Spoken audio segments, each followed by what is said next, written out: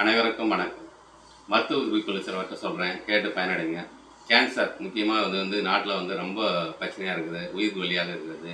Cancer நம்ம இந்தியாவிலே 5 million பேருக்கு பாதிப்பு ஏற்பட்டுள்ளது. காப்பாற்றுறதுக்கு நிறைய வழிமுறைகள் இருக்குது.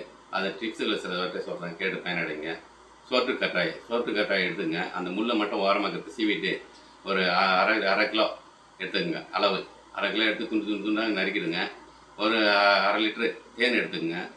ஒரு 50 ml இல்லை ஒரு 100 ml பிராந்தி எடுத்துக்கங்க. இது மூணையும் கலந்து மிக்ஸ் பண்ணி நல்லா குலுக்கிட்டு ஒரு நாள் வச்சுருங்க. ஃபுல்லாக வச்சுட்டு அதுக்கப்புறம் ஃப்ரிட்ஜில் வச்சுருங்க.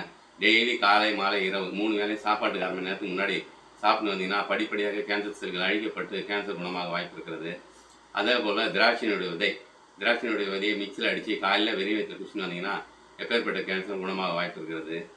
அதே போல் வில்வம் பழத்தை உடச்சி அதில் உள்ள நார் இருக்கும். நாரை எடுத்துகிட்டு வெல்லம், நாட்டு வெல்லம் இல்லை நாட்டு சர்க்கரை ஏதாவது கலந்து சாப்பிட்டு வந்தீங்கன்னா 48 நாட்கள் சாப்பிட்டு வந்தீங்கன்னா கேன்சர் குணமாக வாய்ப்பு இருக்கிறது.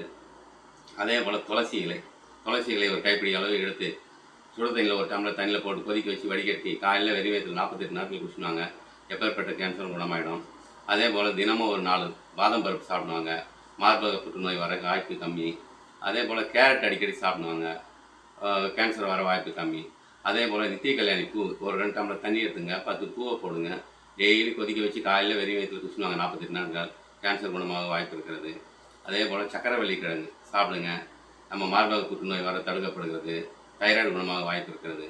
அதே போல் பூசணியுடைய இலைகள் ஒரு டம்ளர் தண்ணியில் போட்டு கொதிக்க வச்சு குடிச்சுன்னு வந்தீங்கன்னா மார்பக புற்றுநோய் வராது, சர்க்கரை கண்ட்ரோலுக்கு வரும்.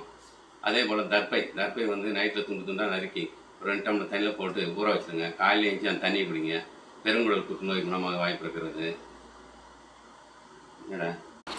அதே போல் முந்திரி பருப்பு சாப்பிடுவாங்க. தசை பிடிப்பு சரியாயிடும். மற்றபடி நம்ம பெருங்குடல் புற்றுநோய் குணமாகும். ஒற்றை தலைவலி குணமாகும். காசநோய் தொழுநோயினுடைய தாக்கம் குறையும். அதே போல் நுங்கு சாப்பிடுவாங்கன்னா மார்பக புற்றுநோய் குணமாகும். கண் பார்வை தெளிவடையும். கண் வலி இருந்தாலும் சரியாயிடும். அம்மை நோய் குணமாகும். கல்லீரல் பிரச்சனை இருந்தாலும் செய்கிறோம். மலச்சிக்கல் தீராத மலச்சிக்கல் இருந்தாலும் சரியாயிடும். செரிமான பிரச்சனை சரியாயிடும். அதே போல் இறா மீன் வகையை சேர்ந்து அதை ஒரு வாரத்துக்கு ஒரு டைம் சாப்பிடுங்க. நுரையீரல் புற்றுநோய் வராது. ஆஸ்துமா குணமாயிடும். நம்ம சேனலை சப்ஸ்கிரைப் பண்ணுங்கள், லைக் பண்ணுங்கள். இன்னும் சில மருத்துவ குறிப்புகளோடு உங்களை சந்திக்கிறேன். நன்றி, வணக்கம்.